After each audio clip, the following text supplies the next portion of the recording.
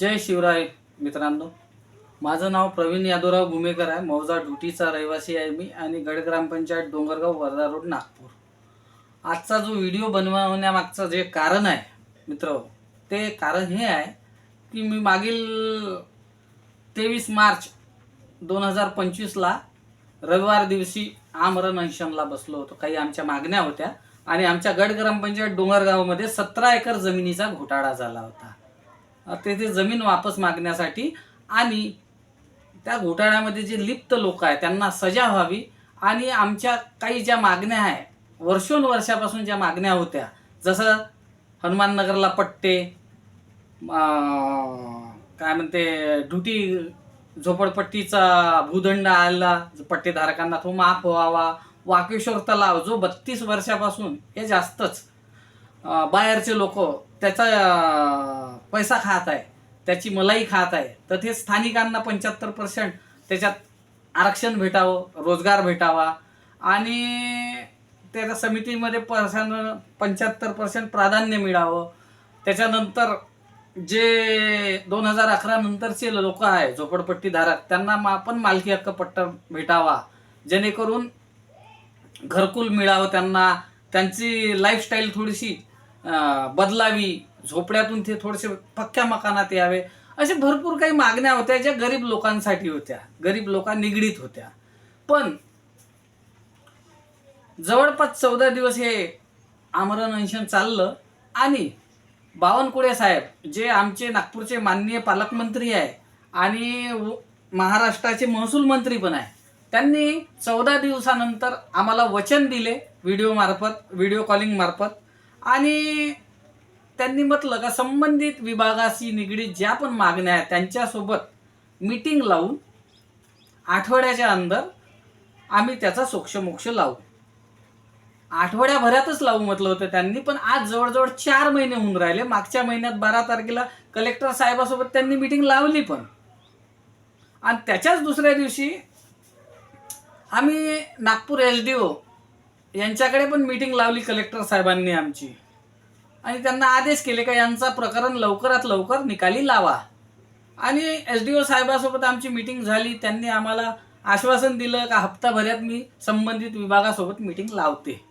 पण आज 15-20 दिवस झाले SDO साहेबाचा फोन नाही, काही नाही.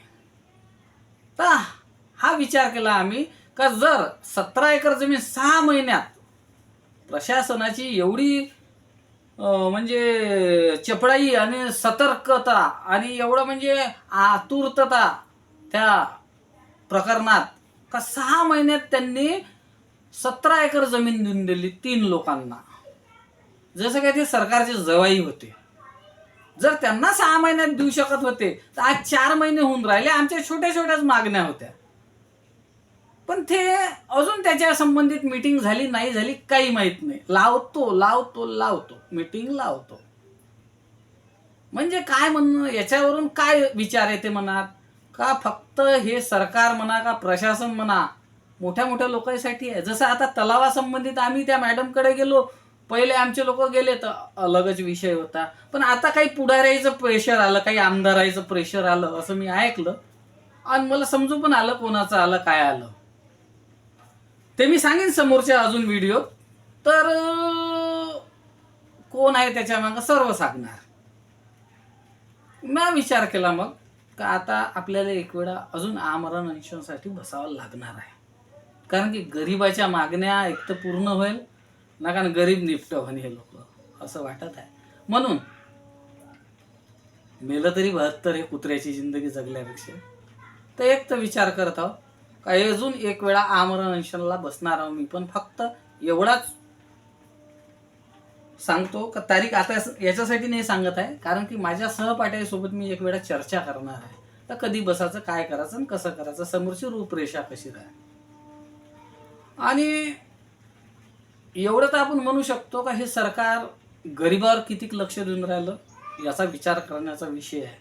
कारण की आता काही दिवसा पहिले नवभारत पेपरमध्ये एक बातमी आली, नागपूर प्लसमध्ये फ्रंट पेजवर आली का मालकी हक्क पट्ट्याच्या 100 फायली गायब आहे नागपूर जिल्ह्यातून. आज मला सांगा 100 फायली जर गायब आहे तर किती एकरचा घोटाळा असेल? 3 फायली होत्या फक्त गड ग्रामपंचायत डोंगरगावच्या, 17 एकर जागा होती त्याच्यात.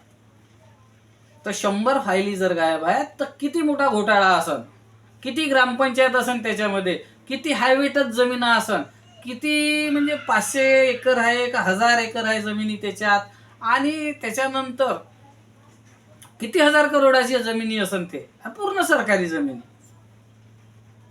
म्हणजे प्रशासनावर वचक आहे का नाही सरकारची? बरं ते जाऊ द्या, तो माझा विषय नाही, त्याच्याबद्दल मी तर बोलीनच नंतर. पण माझं म्हणणं एकच आहे का आमच्या मागण्या पूर्ण नाही होत आणि तुम्ही करोडो हजारो करोडो रुपयाची जमीन प्रशासन देऊन देते तर सरकार झोपलं आहे का?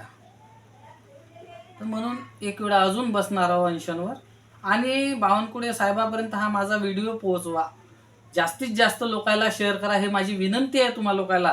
हर झोपडपट्टीवाल्यापर्यंत हा व्हिडिओ पोहोचवा, कारण की 500 स्क्वेअर फीटच्या वरतं जर जमीन आपल्याला दिली ना सरकारनं, तर रेडी रेकनर रेट कोणचा लावते, ज्या तारखेला ते पट्टा देऊन राहिले त्या तारखेचा, त्या हिशोबानं लाखो रुपये काही स्क्वेअर फीटचे येते.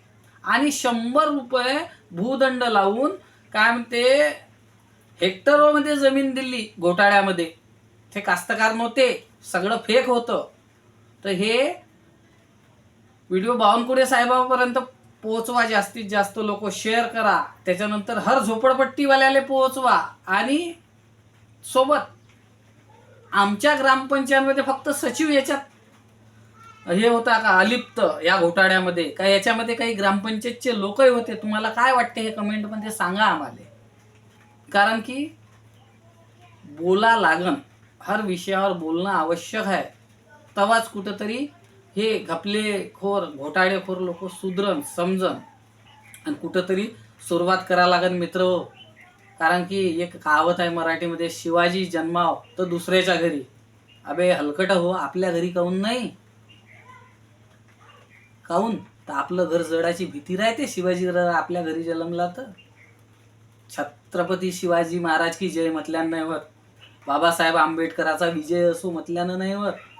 त्याच्यासाठी त्याच्या सिद्धांतावर चाला लागन, नुसत्या त्याच्या जयंत्या करून आणि डीजे लावून ढुंगणवर करून नाचल्यानं नाही होत. मराठी माणसा जागा हो, नाही का मालूम का तू या ढुंगणाखालची चड्डी पण काढून घेऊन जाईन, हा विचार करायचा आहे. जास्त बोलत नाही मी, जास्त बोलतो म्हणते आणि वाईट बोलतो म्हणते माझे मित्र, जे लोकायले पटत नाही. म्हणून जागा होणं जरुरी आहे, नाही का एक दिवस महाराष्ट्र विकून खायने लोक, हे शासन प्रशासन. तर मी सरकार बदलाची गोष्ट नाही करत आहो, व्यवस्था बदलली पाहिजे. म्हणून म्हणतो का माझा साथ द्या आणि जास्तीत जास्त लोकांना हा व्हिडिओ पोहोचवा. अजून मी काही बोलणार आहो, आजच नाही बोलत पूर्ण. जय हिंद, जय महाराष्ट्र, जय शिवराय, जय भीम.